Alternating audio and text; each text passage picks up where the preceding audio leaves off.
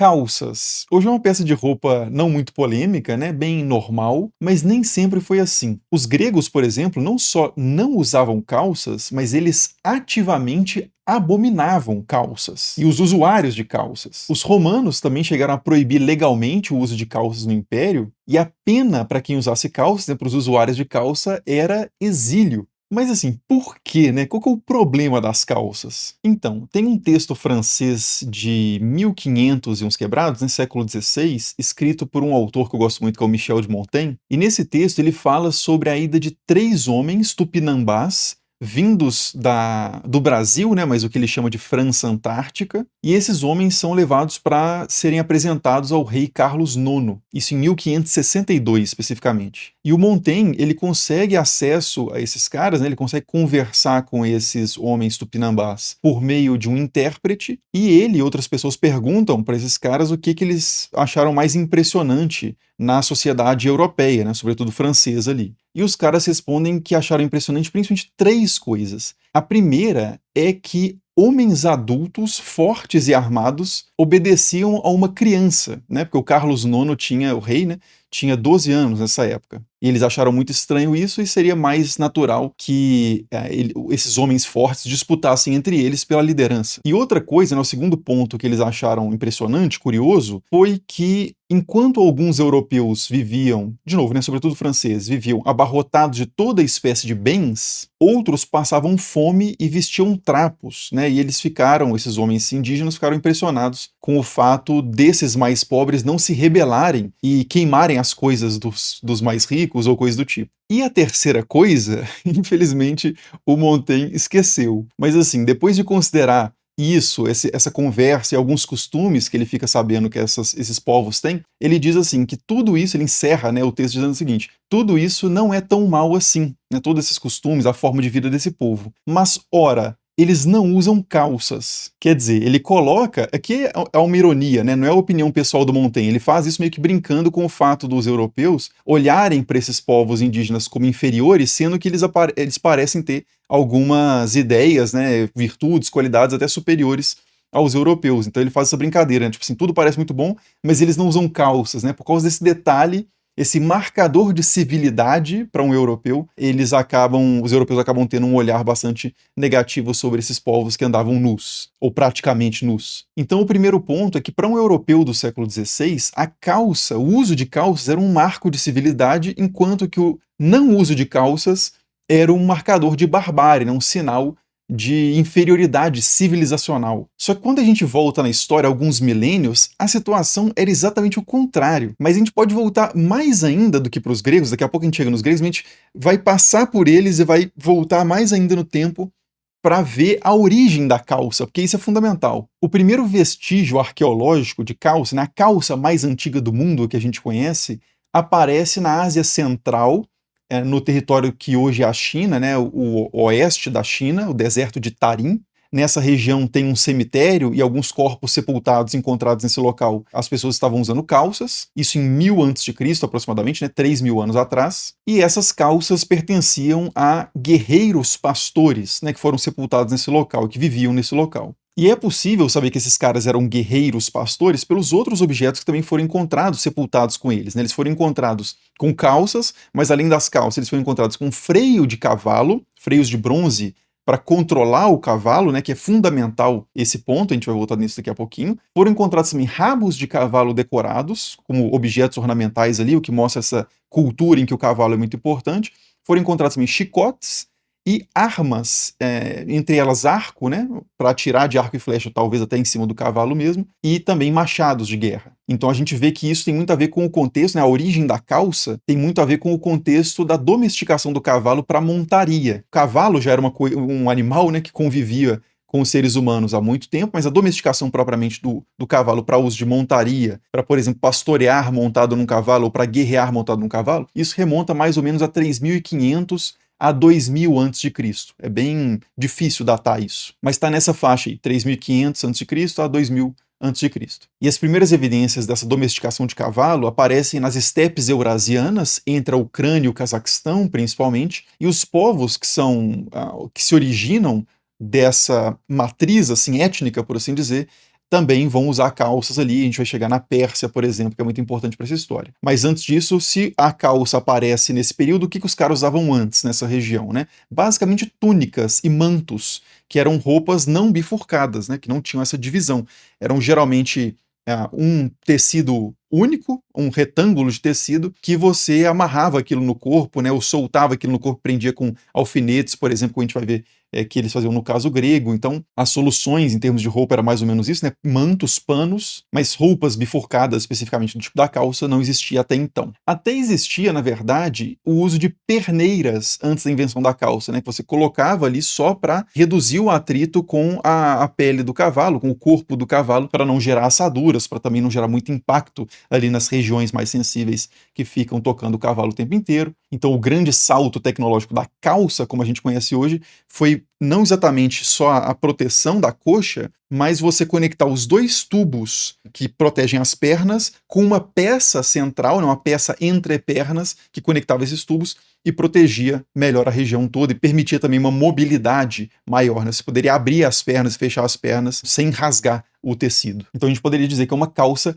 tecnológica, né? Inclusive quando eu falo às vezes quando eu falo da Insider aqui no canal e falo assim que é roupa tecnológica, já teve gente que me perguntou assim, mas toda roupa não é tecnológica? E toda roupa é tecnológica, né? Toda roupa tem alguma tecnologia. Mas assim, a gente usa esse termo roupa tecnológica, no caso de uma Insider, por exemplo, ou no caso da primeira calça feita lá na Ásia Central, no sentido de inovador, né? Porque assim, se for muito literal assim, você não pode falar produto químico, porque todo produto é químico, né? A água, H2O, é química, tem propriedades químicas, não tem? Então, assim, quando se diz roupas tecnológicas, é mais no sentido da inovação tecnológica que aparece nessa roupa. Uma inovação para resolver algum problema, né? Então, você tem, no caso original lá, o problema da montaria. Você precisa desenvolver algum tipo de vestuário que seja mais adequado àquela situação. No caso de uma calça jogger, por exemplo, da Insider, né? A ideia é diferente, é mais a questão da respiração, de você não ficar com aquela sensação da calça abafada no corpo, né, de não incomodar, de ter uma secagem mais rápida também, não precisa passar, não desbota, né, então ela é mais prática, tem proteção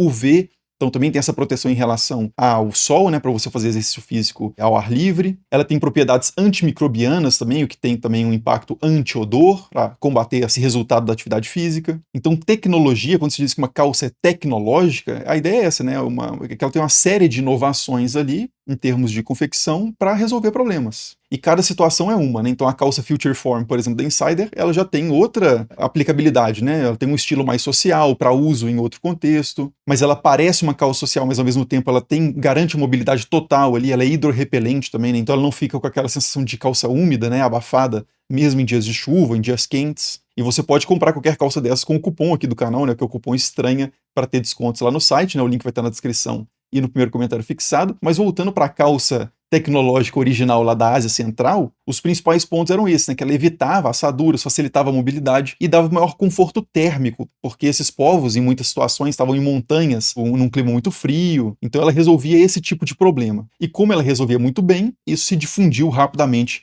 na Ásia Central e até no Planalto iraniano, mais ao sul, onde os povos medos e persas, principalmente, né, os povos mais conhecidos ali daquela região, passaram a usar a calça também, ou melhor, eles herdam, né, esse costume já das populações ali proto-iranianas. Muita gente já ouviu falar dos persas, conhece os persas, sabe que os persas foram responsáveis pela criação, né, expansão de um império gigantesco, mas nem todo mundo sabe que os persas eram fundamentalmente nômades, que parece um negócio meio contraditório, porque quando a gente pensa em impérios, a gente pensa em Egito, Mesopotâmia, são populações que se estabelecem principalmente ali próximo de rios, né? Então tem um modo de vida agrícola, mas os persas, apesar de parte da população, pensando no Império Persa, né, parte da população também ser sedentária, os persas originalmente eram povos nômades, pastores, que se moviam ali pela geografia do Planalto iraniano de acordo com o clima, então nas diferentes estações eles iam para algum lugar diferente, inclusive o Império Persa, mesmo na sua fase bastante madura, os reis persas continuavam levando praticamente cidades, né, ambulantes, a família real inteira,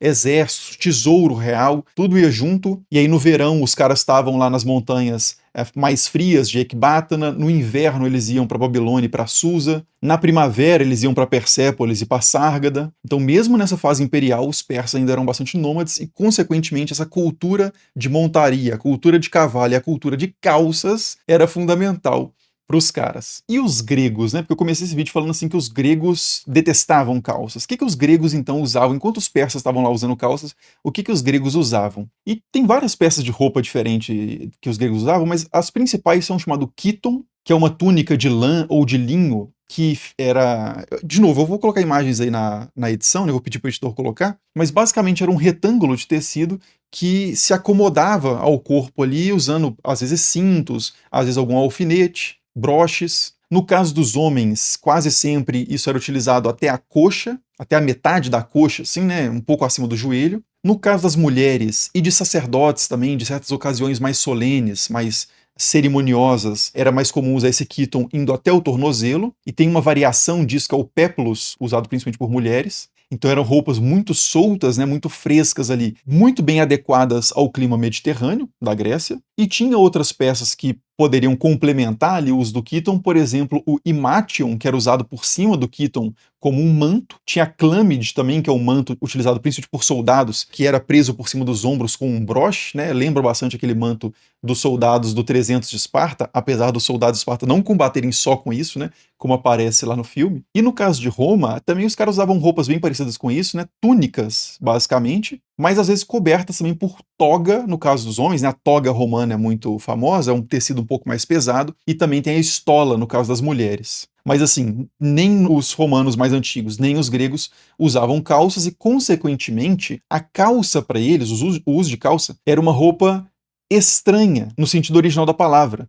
Essa palavra vem do latim e está próximo ali de extra, por exemplo, né, de fora, de exterior, de estrangeiro. Então, num sentido bem literal, a calça para os gregos era estranha, estrangeira, e é esse o problema. Os gregos tinham seus próprios costumes, seus próprios hábitos, inclusive suas próprias vestimentas, que constituíam a sua identidade, e eles buscavam se distinguir daqueles povos que eles eram adversários, né, os povos estranhos, estrangeiros. E em boa parte da história da Grécia Antiga, eles tiveram muitos problemas com certos povos orientais, como os persas, como os medos, como os citas, todos eles usuários de calça, e isso marcou na cabeça dos gregos a calça como um sinal de barbárie, um sinal de estrangeiro, um sinal de hostilidade. E isso aparece muito na cultura grega, na arte. Por exemplo, nas peças de teatro, os persas aparecem frequentemente como vilões, os medos e os citas também.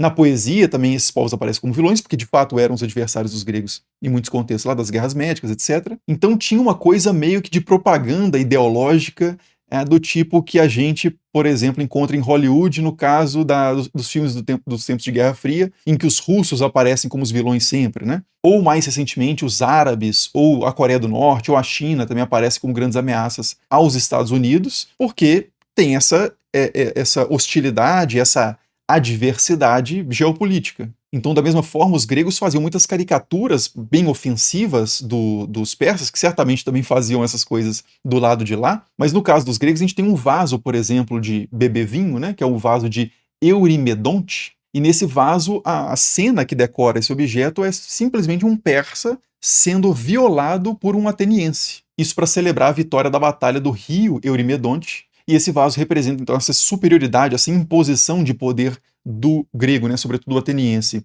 versus o persa, por meio dessa imagem sexual bastante explícita. E a calça entra nessa questão da propaganda grega meio que como a roupa do vilão. Então tem um texto chamado Ciclope, de Eurípides, por exemplo, que os inimigos orientais que violam a Helena de Troia, que na verdade é a Helena de Esparta, né? Helena de Troia, ela nasceu em Esparta e ficou cativa em Troia, mas ela não é troiana, ela é espartana. E ela é violada por inimigos orientais, né, mais para o lado de Troia mesmo, que usam sacos nas pernas, como diz o texto, né? Ele chama essas calças de sacos, de uma forma pejorativa mesmo. Tem um texto do Aristófanes também, que é o As Vespas, que as vespas atacam os persas justamente nos seus flancos, só que a palavra no texto original é sacos, se referindo a essa calça utilizada por esse povo. Então era muito típico dos inimigos, dos adversários, o uso de calças. O Hipócrates também, ou pelo menos tem um texto atribuído ao Hipócrates, que é o dos ares, águas e lares. Nesse texto, o autor, né, talvez o Hipócrates mesmo, esse médico muito importante da tradição grega, ele diz que os citas, os homens citas, que eram povos usuários de calça, né, eles eram os povos, os homens mais impotentes em parte porque eles passavam muito tempo montados a cavalo e usando calças, né, o que prejudicaria o órgão reprodutor, ali, o membro viril. Então, segundo Hipócrates, isso resultaria numa emasculação, né, na perda das características tipicamente masculinas, idealizadas, né, valorizadas naquele contexto grego especificamente, e ainda tinha a questão do luxo, né, de que as calças seriam confortáveis em excesso, protegendo o homem de adversidades que ele deveria enfrentar de forma mais corajosa, de forma mais estoica, né, digamos assim. E ainda tem a questão da ocultação do físico fraco, porque os gregos tinham um ideal de cultivo do corpo, né, de uma beleza cultivada do corpo nu, e você esconder o seu corpo por trás de calças, por exemplo, seria o contrário desse certo exibicionismo associado à ginástica, né, ao exercício do corpo nu na Grécia Antiga e por aí vai. Então tem todos esses sentidos negativos associados à calça que, quando um grego via uma calça, ele não simplesmente dizia, ah, isso é diferente. Ele via ali um sinal de inferioridade de um povo diferente dele, ou de perigo, né, de adversidade, de hostilidade. Então eles abominavam ativamente o uso de calças. Não só não utilizavam, mas repudiavam as calças, né, e os seus usuários. Mas hoje, se você encontrar um grego ou um romano por aí, né, porque esses caras existem ainda, se você for para a Grécia ou para Roma, para a Itália,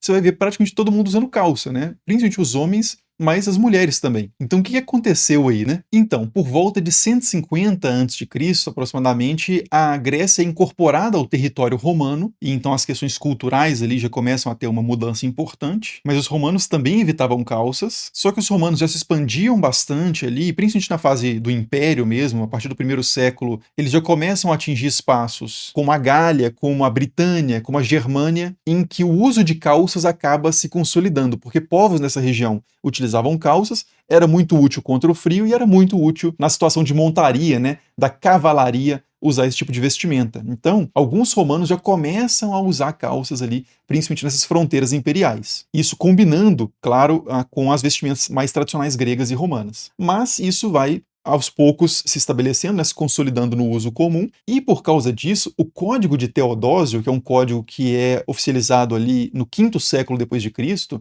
ele proíbe o uso de calças para combater esse uso que estava crescendo no Império, né, para combater isso, prevendo a pena de exílio, inclusive para quem usasse calças no Império. Isso dificilmente foi aplicado, né, mas a gente tem essa lei, pelo menos, ela existiu, se os caras de fato seguiram isso, muito provavelmente não, sobretudo nas fronteiras do Império, e de qualquer forma, pouco tempo depois, o Império Romano do Ocidente colapsa, né? Ele se fragmenta, se dissolve aos poucos ali, e no final do quinto século você já tem os povos germânicos estabelecidos naquela região como as principais lideranças e tal, e esses caras eram usuários de calças, consequentemente, na Idade Média inteira, você tem europeus usando calças. Isso se aplica também ao Império Romano Oriental, por mais que o Império Romano Oriental se mantenha até o século XV, a calça também se consolida entre esses caras, né? Calça é bom, é muito útil em muitas situações, então os caras acabam se dobrando um pouco a esse uso. Ao ponto em que no final da Idade Média, né, início do período moderno, as calças já estavam tão estabelecidas na Europa e faziam tanto parte assim do costume de vestimenta que ela já era não mais um marcador de barbárie, né, não mais um marcador do que é externo, estranho, mas um marcador de civilidade, do que é interno, familiar, nosso. E o não uso de calças é que passa a ser estranho, bárbaro, como a gente vê lá no texto, né, os canibais do Montaigne. E o Montaigne, apesar dele não retomar essa história toda, né, mas ele tem uma frase lapidar nesse texto, que acho que resume essa conversa nossa toda, que é a seguinte: cada um chama de barbárie o que não é o seu costume. E eu acho interessante esse relativismo, assim, pelo menos um certo relativismo que o Montaigne já apresenta ali no século XVI, porque esse exercício de fazer certas inversões de estranheza e familiaridade, ele é muito importante, porque é bom estranhar, às vezes, coisas que são muito familiares, para a gente perceber que algumas coisas que a gente faz são possibilidades e não necessidades. Algumas coisas que a gente considera que é natural, óbvio, necessário, na verdade são contingências históricas, são resultados de processos históricos que vão, às vezes, de muito longe, né? E que poderiam ter resultados muito diferentes e que, consequentemente, podem ser ainda muito diferentes, né? Certas coisas da nossa realidade que são como são, mas não precisam ser, né? Podem mudar. Esse reconhecimento da contingência histórica, né? De que as coisas são possibilidades e não necessidades, muitas vezes, é muito importante para vencer dificuldades e problemas da nossa sociedade. E da mesma forma, é bom a gente, de vez em quando, se familiarizar com coisas estranhas, para a gente perceber que elas também são possibilidades, né? Nem sempre uma coisa que é diferente do que a gente faz é erro ou desvio. Existem outras formas de ser, outras formas de fazer as coisas, outras formas de pensar que também têm valor, têm uma lógica interna, muitas vezes uma coerência interna que a gente não percebe do lado de fora. E quanto mais a gente convive com pessoas diferentes, mais a gente vai se habituando, vai se familiarizando com aquilo que é estranho e percebendo também uma certa estranheza do que era familiar para nós, né? Então, é isso que eu estava falando, chamando de um jogo, né, de um dinamismo entre estranheza e familiaridade, né? Fazer de vez em quando essas inversões. E não querendo promover um relativismo total, né? Tipo assim, vale tudo, nada é melhor do que nada. Eu acredito que tem coisas que são melhores de uma forma absoluta, assim, não vou entrar nesse mérito, né? Porque o vídeo aqui é de história, não é de filosofia. Mas esse exercício de inversão de familiaridade e estranheza, estranhar o que é familiar e se familiarizar com o que é estranho, gera uma abertura muito maior para a gente pelo menos compreender, né? Não necessariamente aprovar, mas compreender o que é diferente e às vezes sim, aprovar e até adotar o que é diferente como uma solução para os nossos problemas. Mas enfim, eu queria mais trazer a história da calça aqui e colocar um pouco essa reflexão, mas eu não vou entrar assim nas especificidades totais aqui, eu deixo isso para vocês fazerem nos comentários, coloquem suas opiniões aí. As referências, como sempre, estarão na descrição do vídeo aí embaixo. Muito obrigado por assistir e até o próximo. Falou!